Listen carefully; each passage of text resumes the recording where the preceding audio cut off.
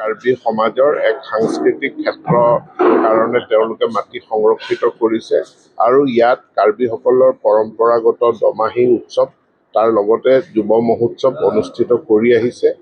বাকী সময়খিনিতো স্থানীয় ৰাইজে এই অঞ্চলৰ ক্ষেত্ৰখনৰ যি নান্দনিক সৌন্দৰ্য তাৰ কাৰণে পিকনিক আদি খাবলৈও আহে। ইয়াত তিৱা স্বায়ত্তশাসিত পৰিষদৰ পৰা এটা স্থায়ী মঞ্চ ৩০ লাখ টকা ব্যয় সাপেক্ষে নিৰ্মাণ কৰি দিছে আৰু তাৰ লগতে আমাৰ ভৈয়াম জনজাতি উন্নয়ন বিভাগৰ পৰাও ৫০ লাখ টকা ব্যয় সাপেক্ষে এটা প্ৰেক্ষাগৃহ নিৰ্মাণ কৰি দিয়া হৈছে। এই দুয়োটা অনুষ্ঠান আজি মই তিৱা স্বায়ত্তশাসিত পৰিষদৰ মুখ্য কাৰ্যবাহী সদস্য জীৱন কোঁৱৰৰ সৈতে উদ্বোধন কৰোঁ আৰু তেওঁলোকৰ ছ'চাইটিৰ হাতত অৰ্পণ কৰোঁ আৰু ক্ৰমান্বয়ে ইয়াৰ আন্তঃগাঁথনি আৰু উন্নয়নৰ জৰিয়তে ইয়াক এক সাংস্কৃতিক অৱসৰ বিনোদনৰ ক্ষেত্ৰ হিচাপে আমি গঢ়ি তুলিব পাৰিম। মই সঁচাকৈ নিজেই উৎফুল্লিত হৈছোঁ আৰু ইয়াৰ ৰাইজেও উৎফুল্লিত হৈছে। খঙাৰী কালচাৰেল ছ'চাইটিৰ উদ্যোগত ইয়াতে প্ৰতি বছৰে দমাহীৰ পৰা আদি কৰি কাৰ্বি যুৱ মহোৎসৱ অন্যান্য অনুষ্ঠান প্ৰতিষ্ঠানবিলাক ইয়াত অনুষ্ঠিত কৰে।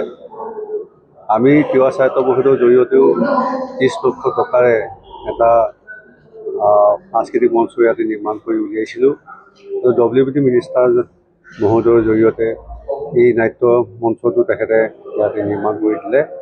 গতিকে দুয়োটা অনুষ্ঠান উদ্বোধন কৰিবৰ কাৰণে আমাৰ যি খঙাৰী কালচাৰেল ছ'চাইটি আছিল, সেই কালচাৰেল ছ'চাইটিৰ জৰিয়তে WBT মিনিষ্টাৰক ইয়ালৈ আমন্ত্ৰণ কৰিছিলে।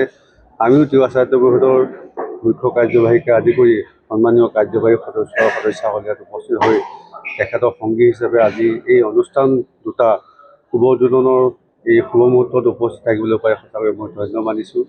আশা কৰিছোঁ অনাগত দিনত এই অনুষ্ঠানকেইটাৰ জৰিয়তে আমাৰ কাৰ্বি সমাজৰ যি সাংস্কৃতিক যি পৰিক্ৰমাটো দিনক দিনে বৃদ্ধি পাব আৰু ইয়াৰ যি ভৌগোলিক সীমা, এই ভৌগোলিক সীমাৰ ক্ষেত্ৰত ইতিমধ্যে আমাৰ WBT মিনিষ্টাৰ মহোদয়ে কৈছে যে মাটি সংৰক্ষণৰ ক্ষেত্ৰত তেখেতসকলে যিখিনি যাৱতীয় ব্যৱস্থা গ্ৰহণ কৰিবলৈ আমাক ইতিমধ্যে প্ৰেৰণ কৰিছে। গতিকে সেই মাটিখিনি সংৰক্ষণৰ কাৰণেও অসম চৰকাৰৰ তৰফৰ পৰা যাৱতীয় ব্যৱস্থা গ্ৰহণ কৰিব বুলি ইতিমধ্যে অসমৰ মাননীয় WBT মিনিষ্টাৰ মহোদয়ে ইতিমধ্যে ঘোষণা কৰিছে। গতিকে মই সঁচাকৈ আনন্দিত হৈছোঁ। এই মাটিখিনি সংৰক্ষণ হোৱাৰ পিছত নিশ্চয় আমাৰ কাৰ্বি সমাজৰ কাৰণে যি এক মহান সাংস্কৃতিক অনুষ্ঠান, মহান সাংস্কৃতিক যি কি কয় চৰা, এইখিনি সম্পূৰ্ণভাৱে আন্তঃগাঁথনি উন্নয়ন কৰি দিয়াৰ পিছত যথেষ্ট মানুহৰ সমাগম ঘটিব। ইতিমধ্যে মই গম পাইছোঁ ইয়াতে বিভিন্নজন মানুহে বিভিন্ন ঠাইৰ পৰা আহি